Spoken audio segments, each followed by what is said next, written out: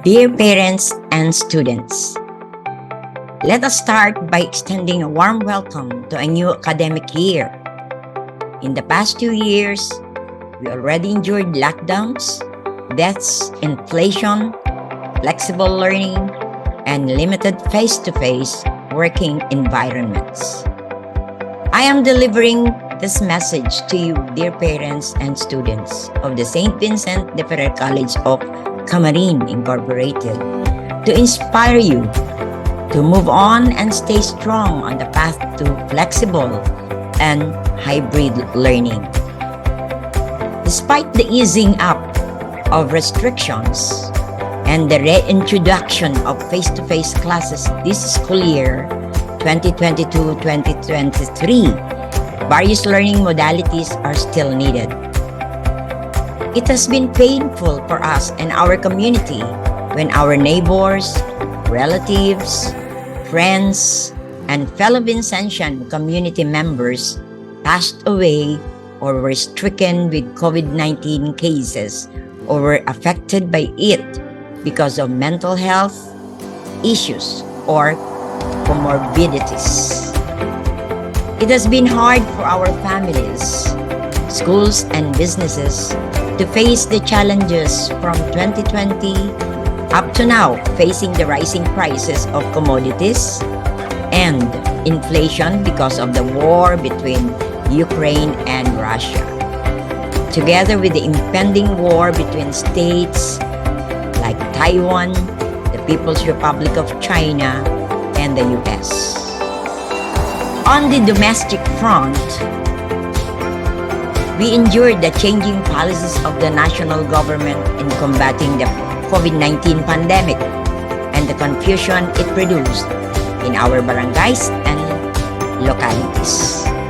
But now that we have emerged victorious in sustaining the gains of the 2 years that passed, providing quality education means implementing changes and adjustments for the post-pandemic era and embracing the reality of the digital revolution, which is a part of the new learning environment. The SBFC management has implemented various innovations and strategic actions to produce small steps toward achieving its goal of being a technical vocational college and eventually a university in the future.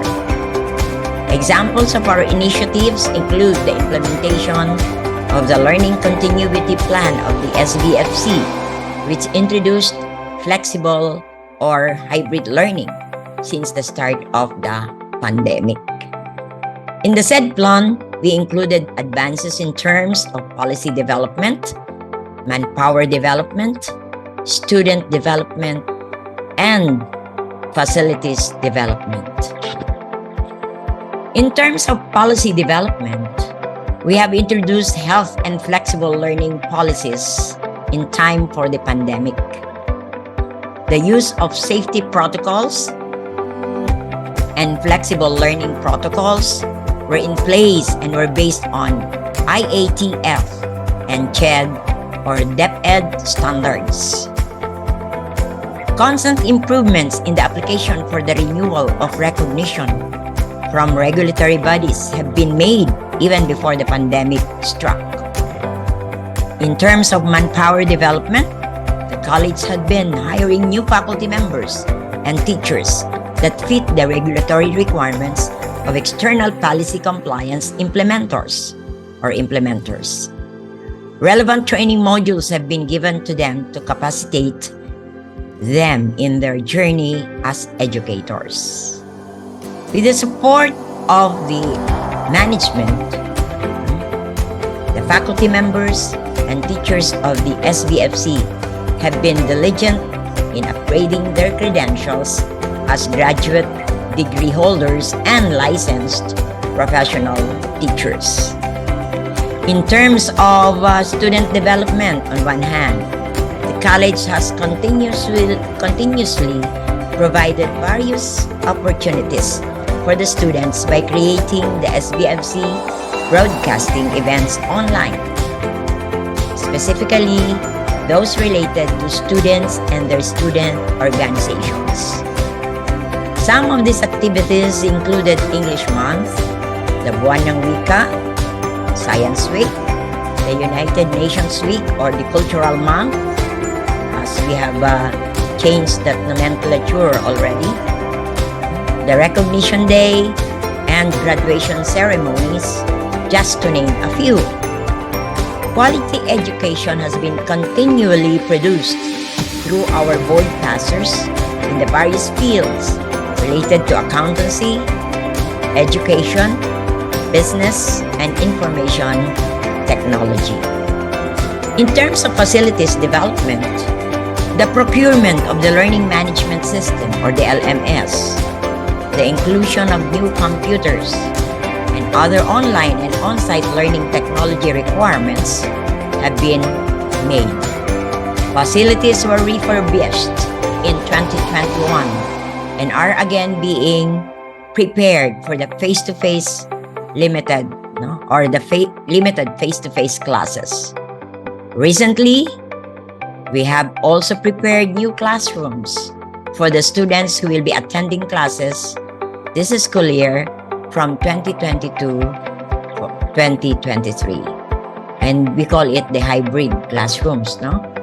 We are constantly working with our industry partners to provide more classrooms for face-to-face classes which follow CHED or DepEd standards.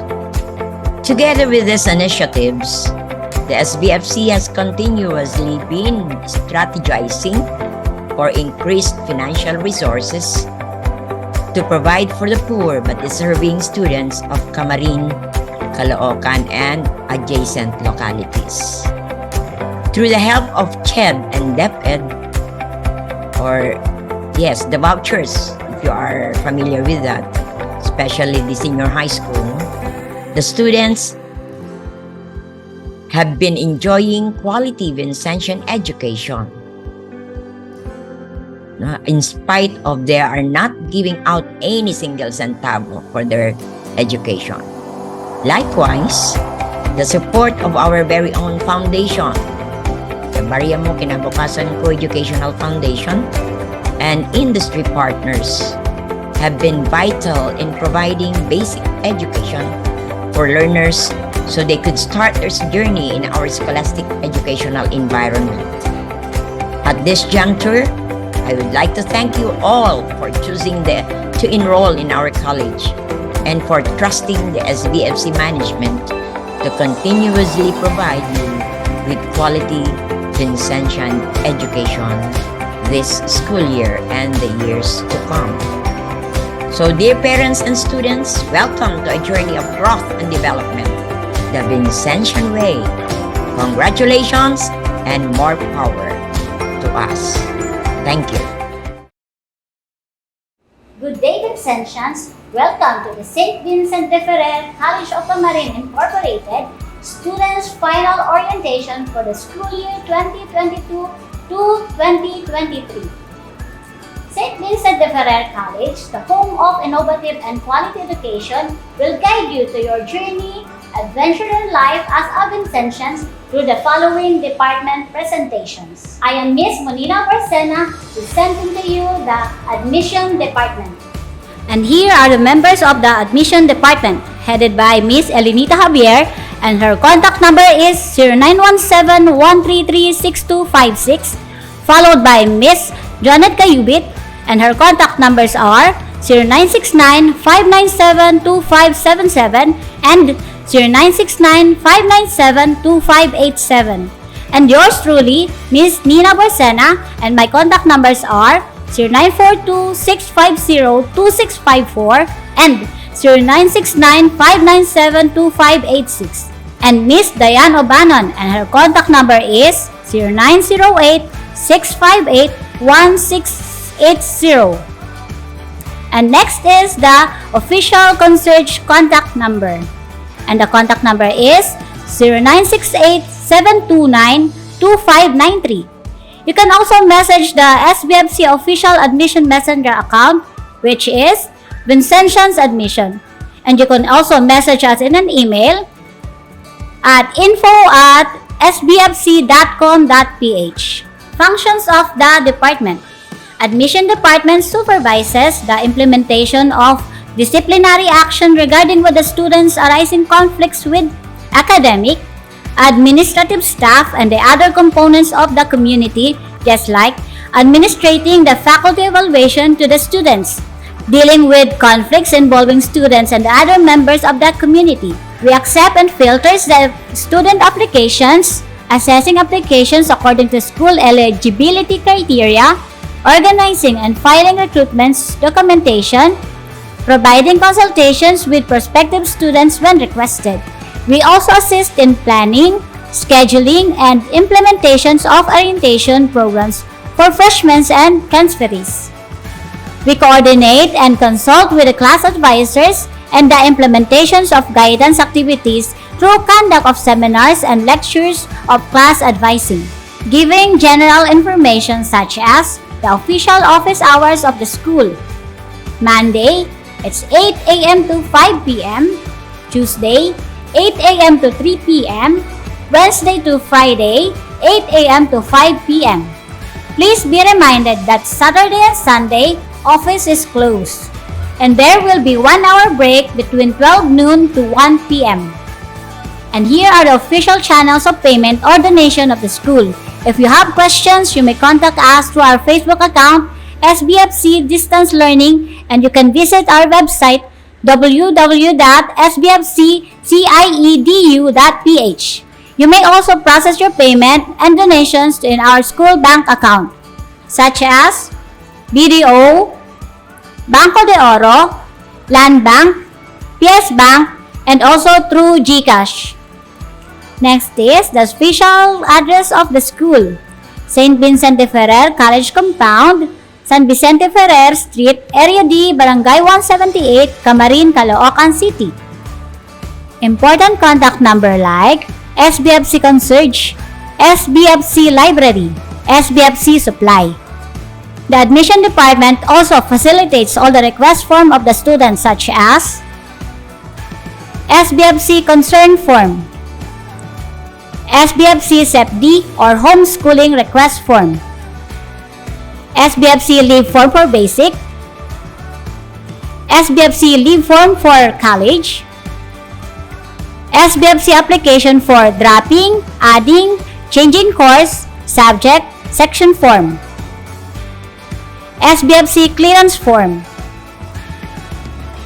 SBFC Foundation Assessment Form, facilitating your membership or registration of open clubs and organizations such as clubs open for school year, varsity, basketball, badminton, table tennis, and volleyball, journalism club, dressmaking, art or commercial painting club, SESCA, voice club, cultural dance troupe, and rondalia. And these are the uniforms for preschool, elementary, junior high male, junior high female, senior high male, senior high female, and these are the uniform for college, male and female. Good day, Ascensions! Welcome po sa St. Vincent de Ferrer College of Camarin. Before I start this simple presentation, ayos ko po munang i-discuss sa inyo kung bakit mayroong facilitators ng SBFC. From the word facilitate, upang mas mapabilis ng ating school pagbibigay ng quality service sa ating mga mahal na estudyante. At po, kailangan ng isang student sa school para sa kanyang pag-aaral. Saklaw po ang responsibilidad ng ating mga facilitators. COM, ID, uniform, modules, etc. Ito yan. Ako po, yung facilitator. Kaya, pagsuwi po mga parents, mga magulang, guardians, students, kung may concerns, questions, kailangan ng assistance. first step po na gagawin natin, okay, facilitator po kayo. Unang kalapit. Kaya hindi ko na po ito patatagalin. Papakilala ko na po sa inyo ang lineup po ng facilitators this upcoming school year 2022-2023 sa Basic Education Department. Please take note po yung contact numbers and messenger account for respective facilitators. Okay, so share screen ko na po.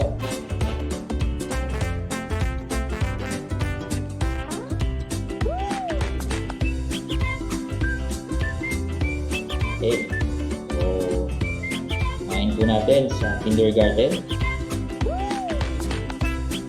Yes, yun po si Miss Christy Nievo.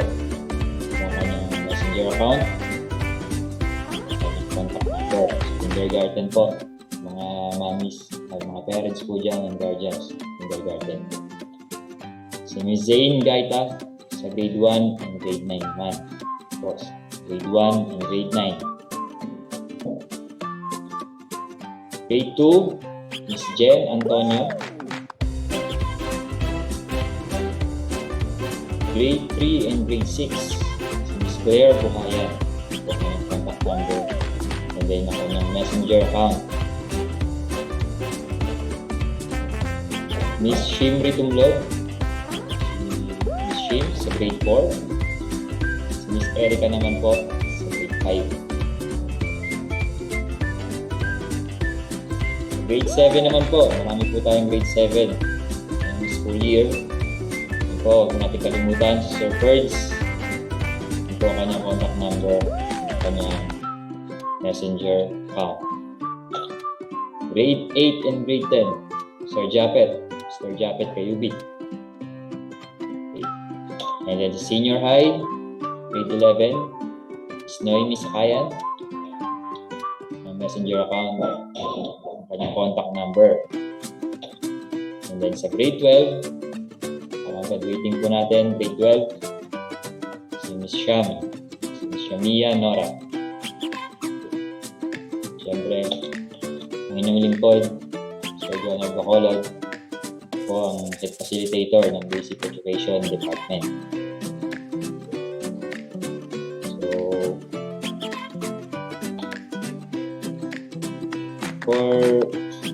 Bago ko lang po tapusin yung simple presentation na ito, ano lang po akong tatlong reminders. Una po, office hours po namin, office hours natin ay 8 a.m. to 5 p.m. from Monday to Friday. Kaya yung mga concern po natin, baka napansin niyo po, hindi po masagot, or hindi po kayo kagad na-entertain. Okay, baka double check din po natin yung time. Try po natin double check yung time. Baka hindi po tayo makapasok dun sa office hours, no? Hindi po tayo magtampo agad. Sinisika po namin na sagutin po lahat yan. Sisikapin po namin. And then yung ikalawa, kung wala si facilitator, direct nyo na po sa akin yung concern sa head facilitator. Tiyak naman po na nakita niyo po yung contact number ko, hindi yung messenger account. Sana sa akin po kayo tumantek kung sakaling na busy po or hindi po sumasagot si facilitator. Ako po mismo kilos para makasikaso agad. Siyempre, higit sa lahat, always check po the announcements sa GC po niya. So yung mga karaniwang mga tanong, kaya makikita po yung sagot sa mga GC po ninyo. Kaya yung mga hindi po kasali sa GC, please contact na po. Kontakin na po natin ang yung respective facilitators para may sali na po kayo sa GC. Maging updated po kayo sa mga updates. Yun lamang po. Muli, maraming salamat po sa inyong lahat. Welcome po sa St. Vincent de Paul College. Pleasant day for everyone. I am Jasser Kayubit, known as Mr. Jazz, College Head Facilitator of St. Vincent de Paul College. I am here to present to you the College Facilitators Department. College Facilitators Department were guided and monitored by our very own Dr. Cristeta A. Evangelio, the President and Chairman of the Board, followed by Ms. Elenita B. Javier, MBA, VP for Academic Affairs, and Ms. Gerby A. Albero, our homeschool coordinator. My fellow facilitators are as follows.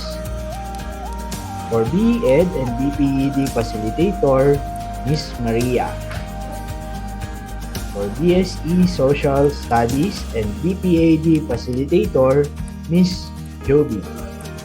For BSIT second year to fourth year and BECED facilitator, Mr. Brian. For BSE Filipino and BSE Values facilitator, Ms. Jasmine. For BSA and BSE Math facilitator, Mr. Jen. For BSE English and BSE Science facilitator, Ms. Erica. For BSIT first year and BT-BTED facilitator, Mr. Eman. For BSHM first year facilitator, Ms. Cheng. BSHM second year to fourth year facilitator, Ms. Angelica. And if you cannot reach them out, you can reach me. This is my contact number, Mr. Jazz, 0931-707-1815. As college facilitators, our functions are as follows. First, we make ways for school announcements to reach out to every college student. We make sure that every academic request like COM, COR, uniform, and others were given properly. And we help and guide students through answering any of their academic concerns. That's why we assure you that you can put your concerns or you can share your concerns and requests to us. And we assure you that your concerns are on top priority. Thank you and have a good day.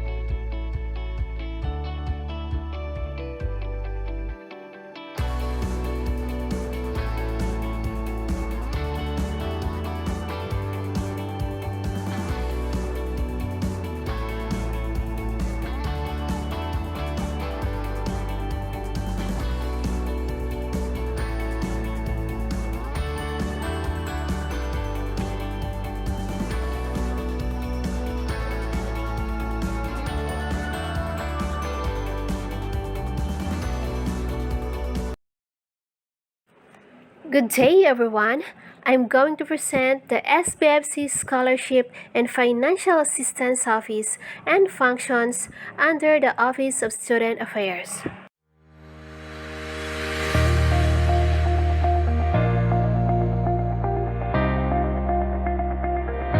First, the organizational chart.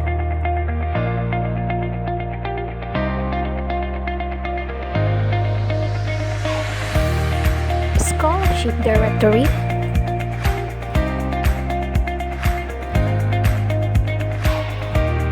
The office is composed of 3 category areas that can avail.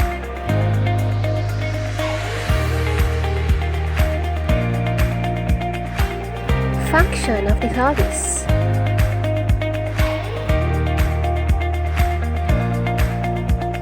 Division.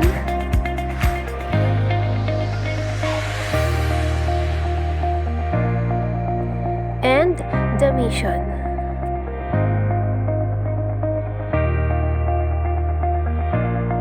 And lastly, the SVFC Scholars.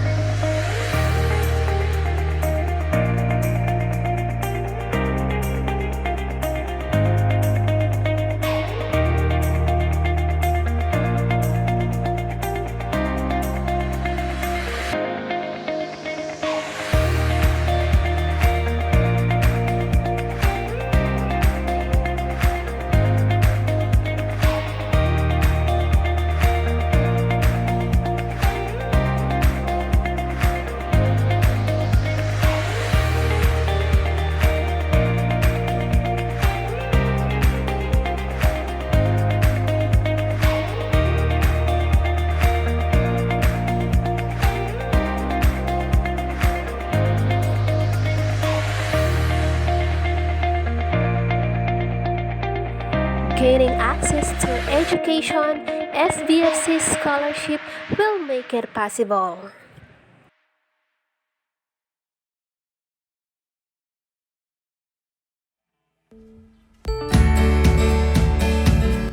Good day, Vincentians! Welcome to our General Students Final Orientation for this school year 2022-2023. This is Miss Girly Albero, Personnel Officer, and at the same time, Homeschool Coordinator of St. Vincent de Fer College of Camarines. Please give your full attention on these matters, especially for those students who are under SEPD Pure Modular or Homeschooling mode of learning. Marami po ang nagtatanong kung meron pa rin bang homeschooling program ang St. Vincent de Fer College ngayong babalik na ang face-to-face classes. Well, the answer is yes. In fact, the Department of Education already released the government authority to operate homeschooling program to St. Vincent de Fer College of Camarines Incorporated. So to start, let me give you a short definition first of the homeschooling program. It is one among the ADMS, or the alternative delivery modes, under the flexible learning options of public and private schools, where the learner's education is managed by parents or guardians and happens primarily at home. And the students who's officially enrolled in this program is known as homeschool learner. The homeschooling program caters to various types of learners whose parents or guardians choose to have them educated at home for reasons including but not limited to the following.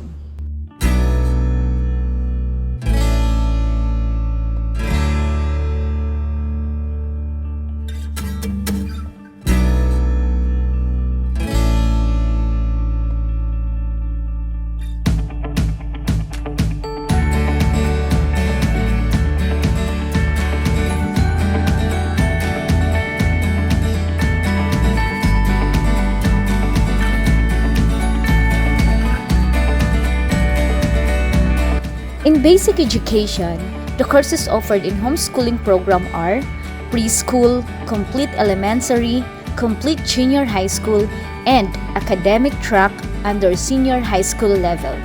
We have accountancy and business management or ABM strand, humanities and social sciences or HUM strand, science, technology, engineering and mathematics or STEM strand, and general academic strand or class. Homeschooling program in senior high school TVL track or TechVoc is not offered since the processes and measurements in the assessment of learning in relation to performance standards and senior high school TVL track or TechVoc like home economics, ICT, and industrial arts, in-school engagement or face-to-face classes is necessary. The courses offered in college department under homeschooling program are Bachelor of Science in Hospitality Management or BSHM, Bachelor of Science in Accountancy or BSA, Bachelor of Science in Information Technology or BSIT, Bachelor of Secondary Education major in English, Filipino, Social Studies, Math, Science, and Values Education. And we have also Bachelor of Elementary Education major in General Education. These are the requirements or documents to be submitted for homeschooling program. Number 1, homeschooling forms. So under these forms, we have the Declaration and Data Privacy Consent Form, Letter of Intent, Homeschooling Program Agreement, and Weekly Learning Plan. Okay, number 2, we need the original copy of the card or Form 138. Number 3, Good Moral Certificate. Number 4, original PSA birth certificate. Number 5, Form 137 upon request by our school. Number 6, 2x2 picture of the student, 2 pieces. Number 7, learner's signature in 1 bond paper. An additional requirement for the international students is the number 8, passport with visa bio page. Okay, so let's now focus on the number 1, the homeschooling forms, which can be downloaded on the portal. First, the Declaration and Data Privacy Consent Form. Do not forget to attach 2x2 picture of the learner and all required data needed to be answered in sections 1 and 2. In section 3, check the reasons for enrolling in the homeschooling program. And in means of verification, submit or attach the required documents for verification. In a letter of intent, this form should be filled out by the parent or guardian of the learner. If you have more than 2 or more children enrolled in the homeschooling program, write all their names and dates of birth. In the homeschooling program agreement, read it first, and if you agree on the terms and conditions, please affix your complete name and signature. In the weekly home learning plan, it should be submitted weekly to the assigned level facilitators in order to assess the performance of the learner within the week. This weekly home learning plan can be submitted via email or upload it on the portal. For attendance, learners are required to submit the weekly learning plan to the homeschool coordinator for attendance purposes, except when he or she is sick or for any valid reasons. A letter of excuse signed by the parents or guardians must be sent to the facilitator on the day of his or her absence or upon the resumes to his or her class. Only letters signed by the parents or guardians will be honored and accepted. For the summative assessment or periodical examinations, the school year is divided into 4 quarters. At the end of the quarter, periodical examinations are scheduled. The examination schedules are stated at the calendar of activities for the school year. This is the homeschooling program prescribed school uniform. All information pertinent to homeschooling program are embodied in homeschooling manual to be distributed to all enrolled in this learning modality. Thank you so much, Vincentians. Again, welcome to St. Vincent de Ferrer College of Camarines Incorporated School Year 2022-2023. Have a nice day, everyone. Good day, Vincentians. This is the cash office of SVFC. Today we're going to walk you through our office and its functions. First is our organizational chart, headed by Mr. Josemarie J. Javier, our Vice President for Administration and Finance, and Ms. Christine Zaira B. Napolis, our cash officer. In our collection section, we have Ms. Jane V. Riazon and our concierge, Ms. Jonaline T. Hawalo. Our office is responsible for the collection, disbursement, and accounting of cash money within the college. Upon payment of your tuition fees, you can contact Ms. Jane V. Riazon to process your payments and to provide you the payment methods. And if you have concerns or inquiries, you can contact Ms. Jonalyn T. Huwalo. To serve you better, you can also reach us here on our Facebook page or email us at svfc.finance.2001@gmail.com. Hello Vicentions, it's Nurse Venus here and I will be your school clinic nurse.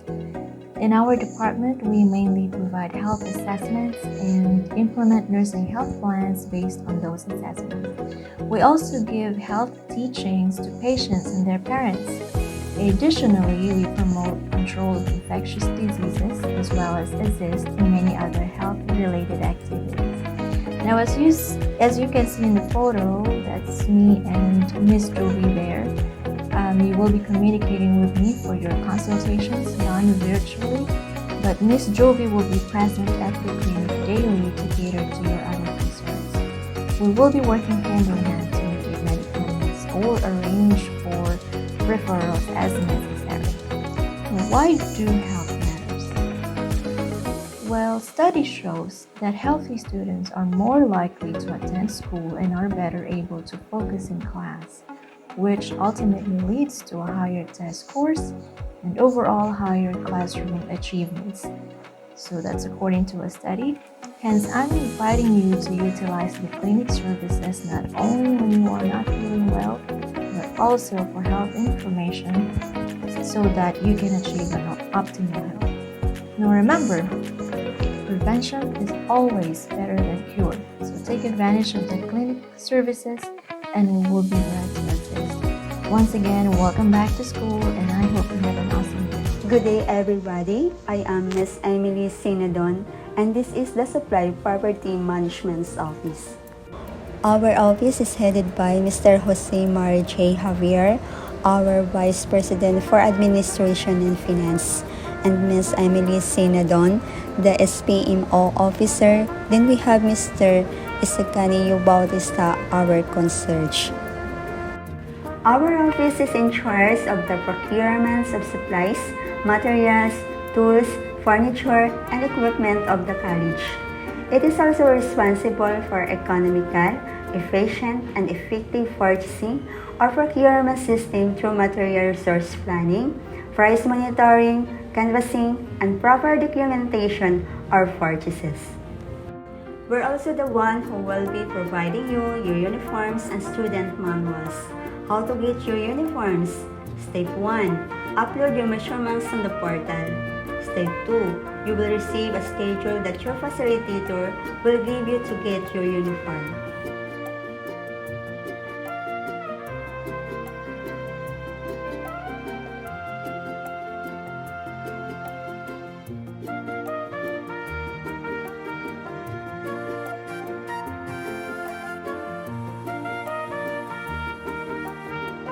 You can contact Ms. Emily for further instructions. And if you have any concerns or inquiries, you can also contact Mr. Sagani. You can also reach us her in our messenger account.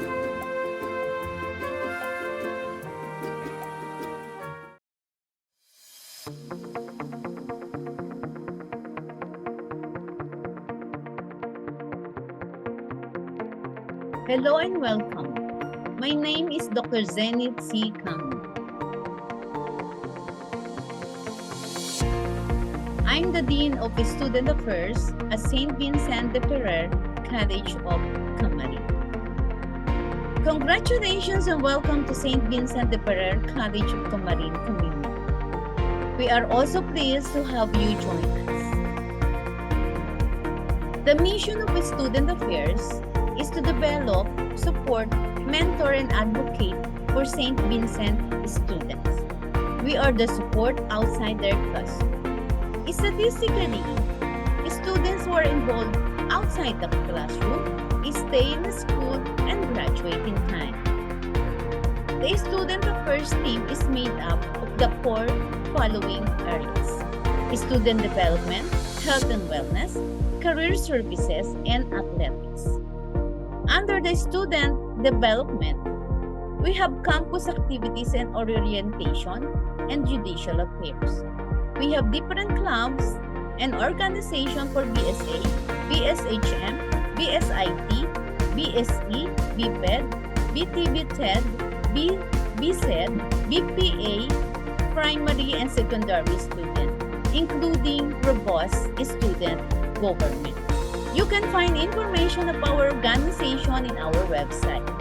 Orientation are run at the start of classes in hybrid or virtual or on-site. Lastly, our code of conduct, which are overseen by the judicial affairs, can be handed to all new students. Key points to mention regarding our code: number 1, no overnight stay in our campus. Number 2, we are dry campus, which means no alcohol and smoking regardless of age. And lastly, no drugs of any kind throughout your academic career here. For health and wellness, we have health clinics in the campus. Counseling services are conducted by our counselor. And furthermore, campus ministries are here for all students. Career services is available to all undergraduate students, graduate students, and even alumni.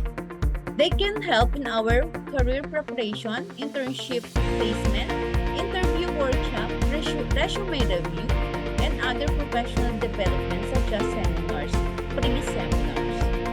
Our athletics team prepared their own presentation for sports, club sports, and intramurals program. Please feel free to write us at any time.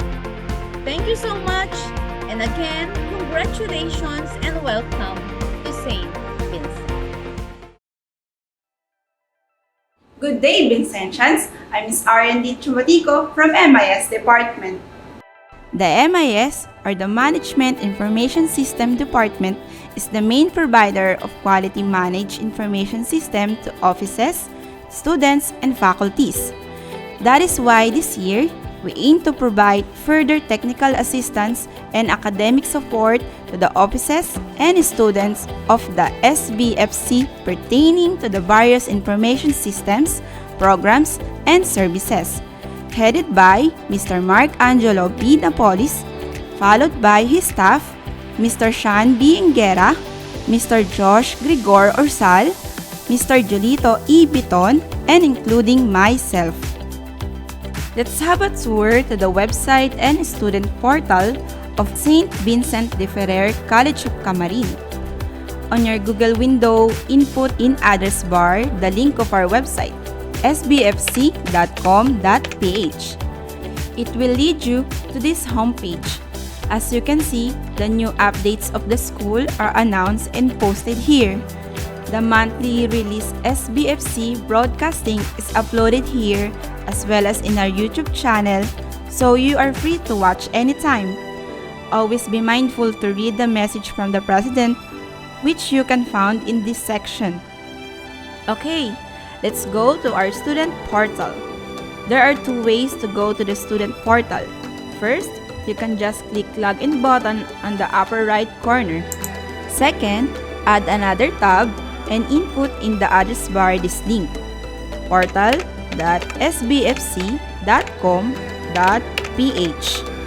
You can now see the homepage portal. Input here the student number as said in the instructions with green highlight. Input also your password created from your enrollment process. Take note, if you don't know yet your student ID number, you can contact your facilitator for assistance. If you forgot your password, just simply click the Forgot Password and have these instructions. But if you're still having trouble, feel free to text and call the intended contact number. Alright, once you've got your correct student ID number and password, please select the student in selection bar, then click Login button. You will see My Dashboard page, wherein your different subjects are listed. In the left side, you will see list of menus. such as dashboard, documents, class card, My Virtual ID, SBFC Library, survey forms, clearance form, announcement, and calendar. While in the upper right corner, you can see the drop-down list of your semester as well as school year. Then a notification bell. This red circle of number is the count of unread notifications. Take note, just always read your notification for you to not miss out any important messages. On your notifications, it includes school announcement, your teachers or professors' updates to your subject. Lastly is the profile button. This section wherein your student ID number profile can be customized for adding photo, changing password, and logging out of your account. Don't forget to click My Profile button. Review and double-check the encoded information. If there is any mistype or information that needs to be updated, feel free to contact your assigned facilitator for the corrections and updates. You can click the back button or just click the icon up the top. This part shows the date for today. To-do list. You can see in this section your quizzes, activities, and examination posted by your teachers or professors as classified by subject. And also, you can see announcement section. Here we go to My Dashboard menu. This part is the subject code. This part is the subject name. This part is for the teacher's or professor's name on this subject. This part is the schedule of the subject. The three dots located at the upper right corner of the box is the quick menu of tab discussion, classwork, modules, and attendance. You can click right away the subject. The discussion tab shows the different topics or lesson being discussed by your teachers or professors. Also, you can see here your virtual class schedule and recorded video if you're not able to attend the virtual class for you to review it anytime. Next is the classwork tab. In this section, you will see quizzes, activities, and examinations. For example, click Performance Task. You can see if the submission is still allowed if it's on and not allowed for off. Then your points and due date of the quiz, activities, and examinations. But before clicking Upload, just always double check your files or else you can remove it by clicking red circle X if needed. Click the specific quiz, activity, or exam. You can see the instructions from the teachers or professors if there's a link given by them. Okay, Modules tab, wherein all modules are uploaded by your teachers or professors. Always take time to review it. Attendance tab. For you to have attendance, you need to click the subject that you need to attend, and it's automatically counted to your attendance record. If you want to check your previous attendance record, just choose the specific month and year in this selection bar, then click Show Attendance button. Take note, one attendance counts per subject only, so you must click per subject to be present in each subject. Let's proceed to the second menu, Documents menu. You can download and upload your documents here. The COR, COM, and other school-concerned documents can be downloaded by clicking the Download button, while you can upload school requirements here by clicking Upload File button. For example, click Add New File, choose File, and add some remarks if you want, then click Upload File. That's it. Take note, always double-check your file before uploading as it will not be removed once uploaded. You'll see in the right side the school accounts for payments. It has the list of banks, account name, and account number. The next one is the list of school requirements which need to be uploaded. Let's proceed to the next menu, the class card menu. You will see the record of grades in different subjects, every terms, and every grading period. You can request your copy of the school registrar. My Virtual ID menu is for your virtual ID as title itself. It will only be available once you submit 2x2 picture approved by admin and e-signature in Documents menu. Take note, before you submit your 2x2 picture, please make sure that you wear formal attire and have straight ahead across your body.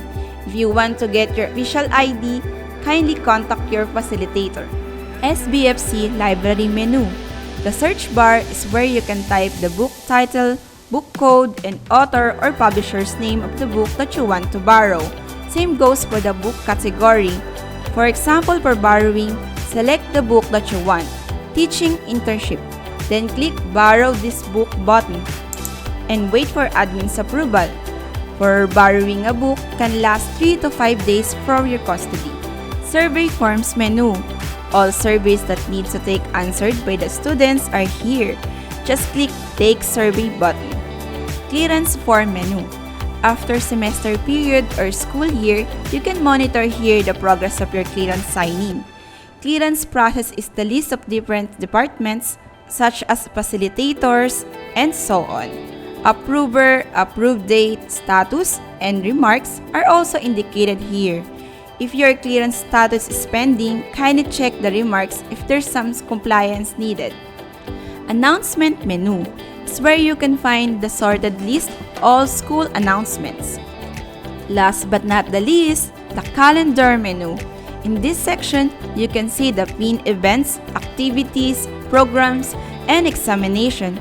In the right upper part of this section, you can change view by clicking month, week, day, and list. So that's it. If you have questions, feel free to contact your facilitator or directly contact us at 0968-710-7390 or on our FB page at SBFC MIS Department. Thank you, Vincentians. Have a great school year! Magandang araw, Vincentian. Ako po si Mr. Gerald Napolis. Ako po ang representative ng General Services and Maintenance Office. Para po sa aming departamento, ipapaliwanag po sa maikli kung ano yung ilan sa aming function. At the same time, akin din po ipapakita yung ilan sa mga pasilidad na meron ng ating eskwelahan. Una po, ating po pong usapan saglit yung function ng General Service and Maintenance Office. So, una, to maintain school buildings and grounds. Pangalawa, to maintain its furniture and equipment. Pangatlo, providing a safe environment for learning. Pang-apat, maintain the cleanliness of the surroundings.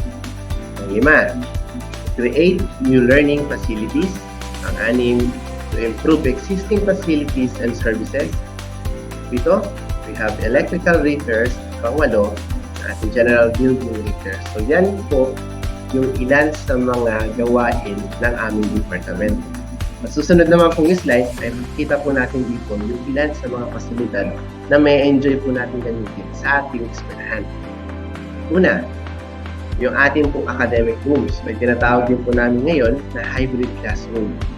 Kung saan ito po aming hybrid classroom ay equipped ng computer at dalawang malalaking monitor na kung saan pwede po makipag-interact yung estudyante at yung ating guro. Both online and nandun sa physical classroom.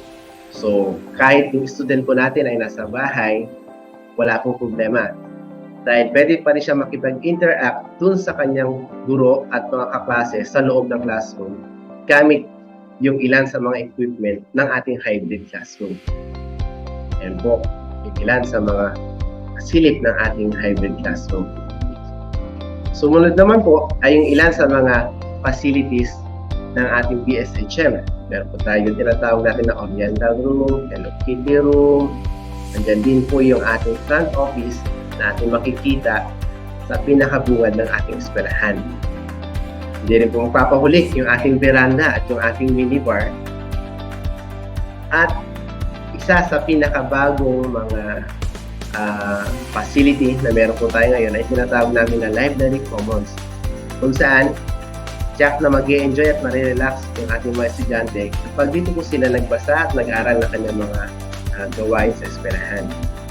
Nandyan din po yung ating school clinic na check na magagamit po natin kapag tayo ay merong dinaramdam ng mga sakit. Nandyan din po yung ating computer laboratory na kung saan meron po tayong 5 na computer laboratory na pwede natin gamitin sa ating pagbabalik sa eskwela. At the same time, andito rin po yung ating science laboratory, yung laboratory natin for science. We have 3 laboratories po. Yung ating chemistry laboratory, physics, at saka yung ating science laboratory. So, tatlo po yan ng mga classroom na magagamit po ng ating mga estudyante. Sunod naman po ay yung isa sa mga under renovation na facility, yung ating library. Kung makikita po ninyo sa ating picture, ay malapit na itong matapos. So sa mga susunod na mga araw, ay pwede na po natin ipakita yung update ng ating library.